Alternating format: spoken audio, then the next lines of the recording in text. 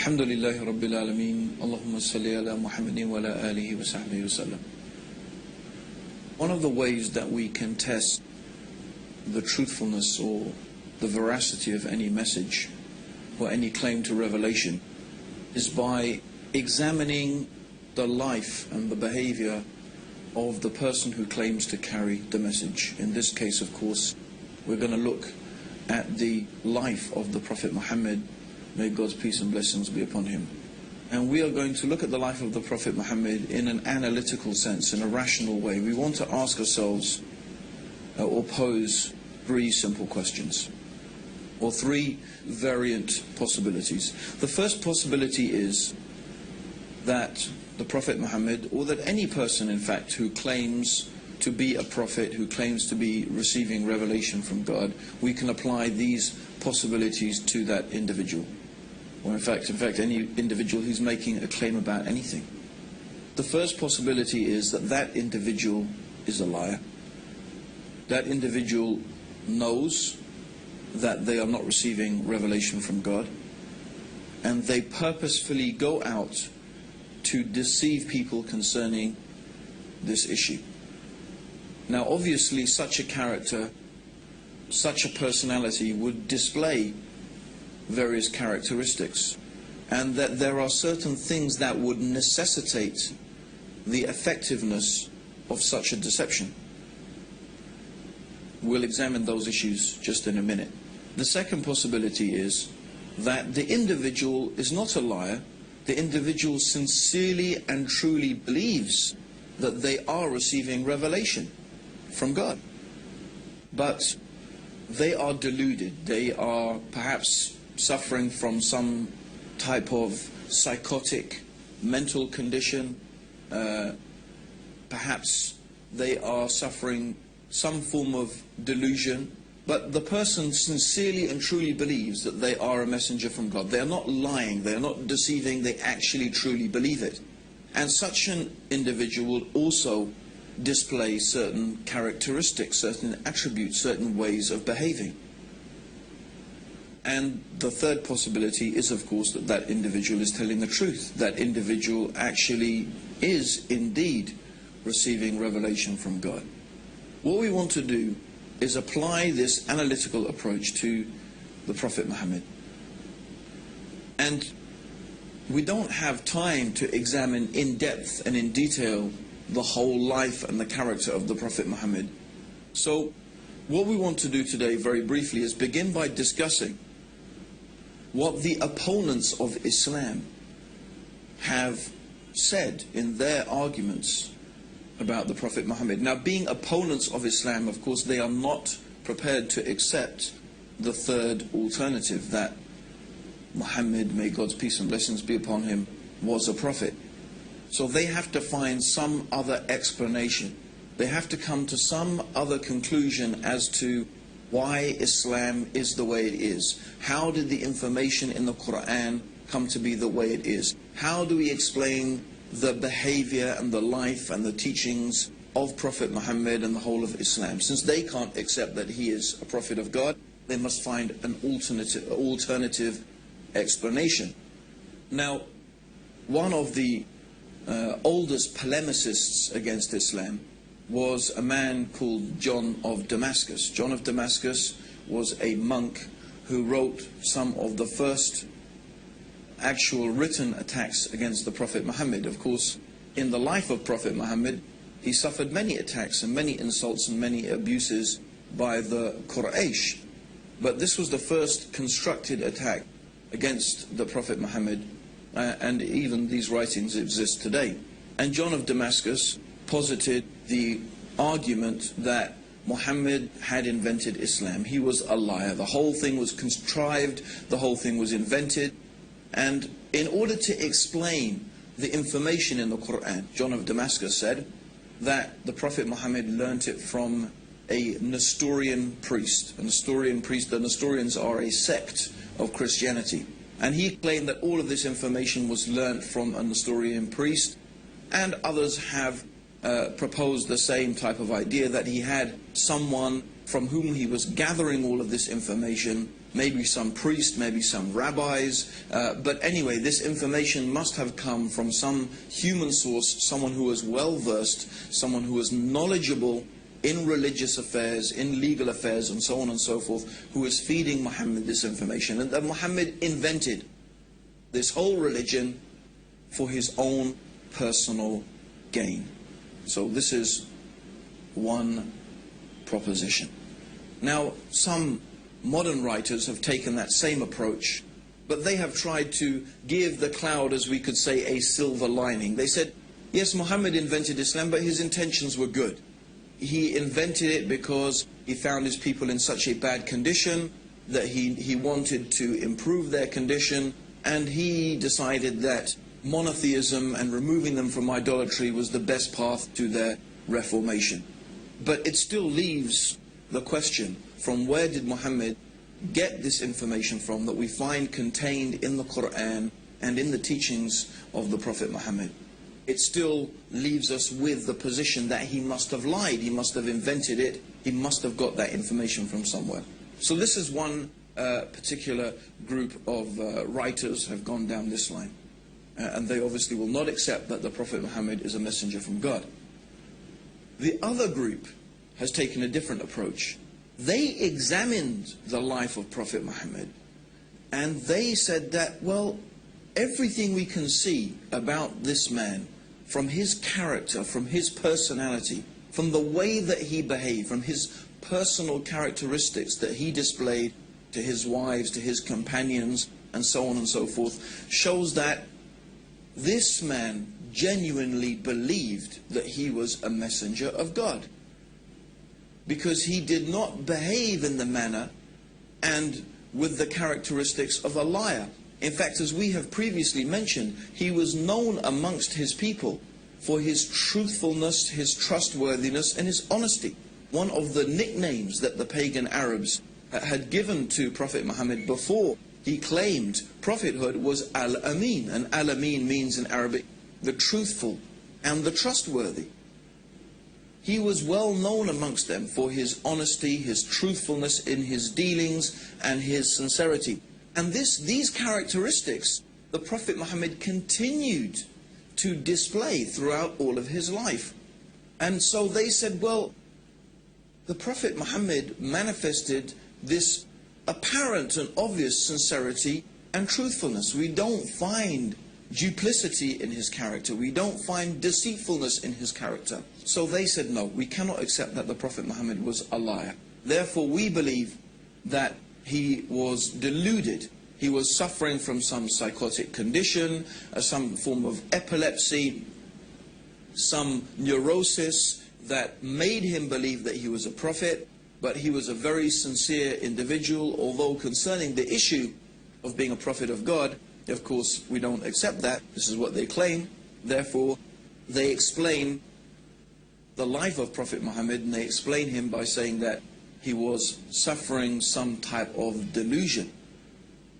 Now, what is interesting is when we bring both of these two ways of describing or explanation for the life of Prophet Muhammad together, when we bring them together, we are left with a problem. And the problem is this, is these two different ways of examining the life of Prophet Muhammad actually contradict each other.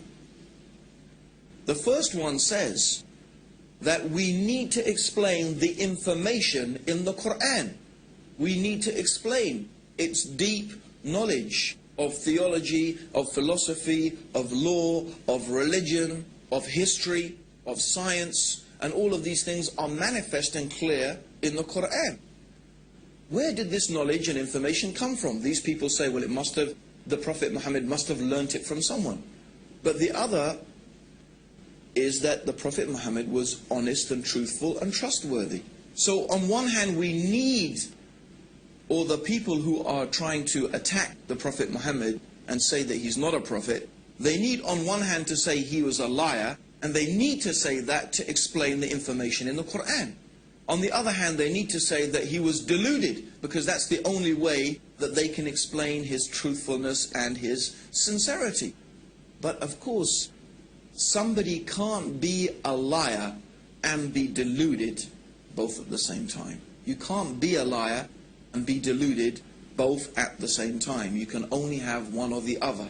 But they need both in order to completely and properly explain the life of Prophet Muhammad. Let's further explain that. If you are deluded and you think that you are a messenger of God, when someone asks you a question, or when you are confronted with a problem, you don't think, oh, let me run off and ask my source of information, my rabbi or my priest who's teaching me things, because you don't need to, because you think God is going to reveal that to you. So a deluded person does not go off seeking information from someone or somewhere because that person believes that God is going to reveal that information to them. This is how a person who is deluded into thinking they are receiving revelation behaves. So we see the impossibility of having both things at the same time. Of course, a simple way to reconcile these conflicting opinions is that the information in the Quran concerning theology and philosophy and history and science and so on and so forth is there because this knowledge has come from God. And the sincerity and the truthfulness of the Prophet Muhammad is there because he was exactly what he claimed to be, a messenger of God. And in fact, this is the sincere and honest way to reconcile these two things, to come to the rational conclusion that the Prophet Muhammad must be what he claimed to be, a messenger of God. Now, I just want to use 3 incidents from the life of the Prophet Muhammad. There are so many that we could use and so many things that we could illustrate our examples with from the life of Prophet Muhammad. In fact, I do encourage everybody to get hold of a good, authentic life history of the Prophet Muhammad written by a Muslim and read it for yourself. And I am sure that if you are sincere and you are honest to yourself, that you'll be convinced that this man is a messenger of God. But I want to take only a few examples. The first example I want to take is in the early days of Islam, when the Prophet Muhammad had begun preaching his message, and the pagan Arabs, the leaders of pagan Arabian society, began to realize that the message of Islam was not going to go away. In fact, more and more people were becoming Muslim. And many of them were slaves and women, the most downtrodden and exploited people in society.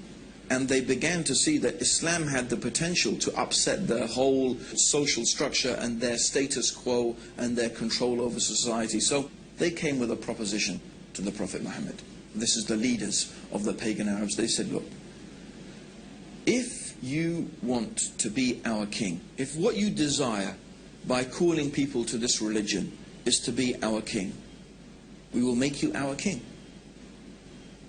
If what you desire is money, then we will make you the richest man amongst us. If you desire women, name whatever women that you wish, and we will take the most beautiful women of Quraysh and marry them to you. And if you are suffering from some illness or from some disease that you say this spirit comes and talks to you, we will spend any amount of money and do whatever we can until you are cured from this illness. So if we really think about this offer that was made by the pagan Arabs to Prophet Muhammad, every possible worldly motivation is there. Do you want to be the king? In other words, if the Prophet Muhammad is seeking to be a ruler and to be king, they'll say, we'll make you our king. You want to be rich? If that's your motivation, we'll give you money. You want women? We'll give you whatever women you like. You have some problem, you have some disease, we will spend whatever it takes until it is cured. What is there? What worldly offer is not contained in this offer? It's all there. If the Prophet Muhammad was motivated by any worldly needs or by any worldly desire, he could have accepted their offer and it would have been satisfied. So what was his reply? His reply to his uncle is famous. In one of the books of Seerah it is mentioned that, "Oh my uncle, if you give me the sun in one hand and the moon in the other, I will never leave off calling to this message.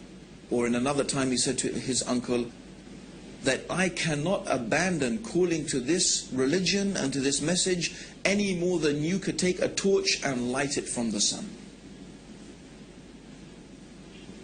So clearly, the Prophet Muhammad was not motivated by worldly desires. And we have to again pose the question, is this the manner of a liar? Is this the manner of a deluded person? Then another amazing incident that we want to narrate is when the Prophet Muhammad first publicly called people to Islam. A truly remarkable thing happened. He stood on the top of a mount, of a particular hill in Mecca called Mount Safa. And traditionally, this was a place where if Mecca was being attacked, someone would go and stand on the top of this hill and shout a warning to the people that the city was being attacked. So the Prophet Muhammad went to the top of this mountain and started shouting and calling the people. So the people came, and all of the tribes, everybody came, and if the leader of the tribe did not come, they sent a representative. And so when the people were gathered in front of him, the Prophet Muhammad started calling the various tribes of Mecca by name.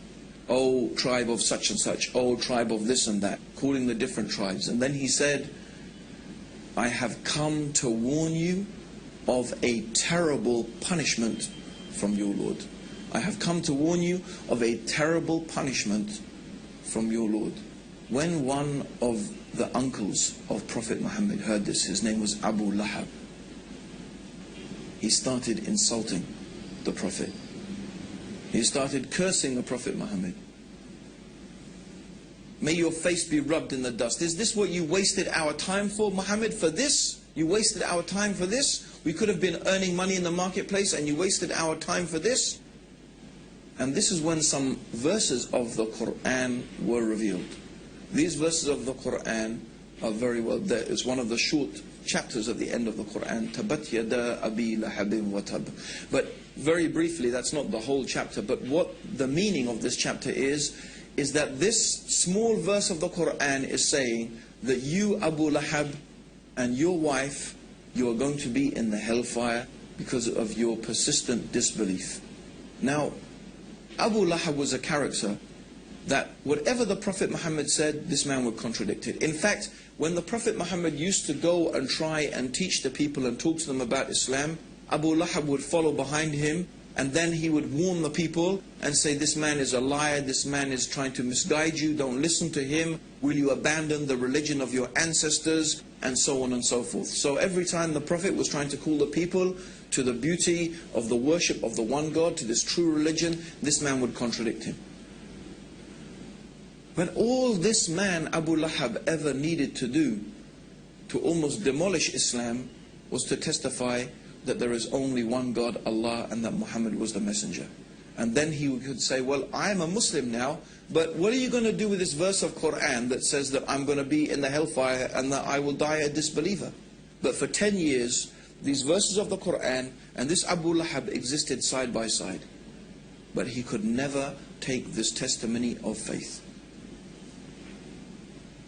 Would a liar behave like that? Would someone who is inventing something begin with such a dangerous challenge? People who are lying and people who are deceivers, they're usually very careful and manipulative in the way in which they deal with things. But these verses of the Quran show the complete honesty and the complete sincerity and the forthrightness of this message of Islam. Believe in Allah and His Messenger, or you will face a terrible punishment from Allah. And when this man Abu Lahab protests and he starts insulting, then these verses come from God to the Prophet Muhammad. You are going to suffer eternally for your disbelief. This is not a very, if you were a conniving person, lying and deceiving, I don't think this is the way that you would think of starting your message, because then the man would say, but actually I was really thinking about becoming Muslim and I wanted to embrace Islam. And you would look really a fool. So we see that, and this is what we mean, is that when you're looking at the life and the teachings of the Prophet Muhammad, You do not find the characteristics of a deceiver and of a liar. Yet when we go and we examine the Quran, we find all this knowledge, all this information, that even some of these things scientists have only begun to discover today. It's truly remarkable. Now there's one final incident I want to mention that is really, again, a very strong and very clear illustration that the Prophet Muhammad must have been a messenger from God. And this is some later time in Medina. The Prophet Muhammad had a son. The son, his name was Ibrahim, and the Prophet Muhammad, of course, may God's peace and blessings be upon him, you know, he longed for a son, and he had this beautiful son. His name was Ibrahim. But when Ibrahim was 6 months old, just 6 months old, this baby died actually in the arms of the Prophet Muhammad. Now, on the very same day which the son, the child of the Prophet Muhammad had died, there was an eclipse of the sun. So imagine that. The Prophet Muhammad's son dies, and the very same day there is an eclipse of the sun. And I'm sure there's many people, even right now, who would say, that's it for me. If there was an eclipse of the sun on the same day that his son died, he must be a prophet of God. You would think of it that it's a type of proof. And in fact, in those days, when people were very superstitious, they started running out of the buildings. They had heard that the Prophet Muhammad's son had died, and now they were seeing an eclipse of the sun, and they started coming out of their houses saying, look, even the sun darkens for the death of the child of Prophet Muhammad. So this is what the people were saying. Now imagine, if you had been spending so many years lying to people, trying to fool them about this thing, you would say, you see, I told you, the thing I've been telling you all along, you see, this is a proof from God. And if you were deluded, you would be thinking, yes, this is a sign from God to show that I'm a messenger. But what did Prophet Muhammad do? He called the people and he said to them, and when he called them, he assembled them in front of them, he said, this is just the sun and the moon. And they are from the natural ayat of God, the natural processes that God has made. And the sun and moon does not eclipse or rise or set for the death or the birth of any man. So when you see this, pray to your Lord. Is this the words of a deluded person? Are these the words of a liar? No. These are the words of a man who was exactly and truly what he claimed to be, the last and final messenger of God, who has brought the guidance for the peace and the benefits of all humanity until the day of judgment. And this is what we invite you to, based upon your reason and your understanding, that you can think and examine and look, read the Quran, study the life of the Prophet Muhammad, be sincere and be honest, and we feel sure that you will be convinced that there is indeed nothing worthy of worship except the one God, the Creator, Allah, and that Muhammad, may Allah's peace and blessings be upon him, is the last and final messenger from Allah. May God's peace and blessings be upon you all, and may God guide all of us closer to the truth. Assalamu alaikum wa rahmatullahi wa barakatuh.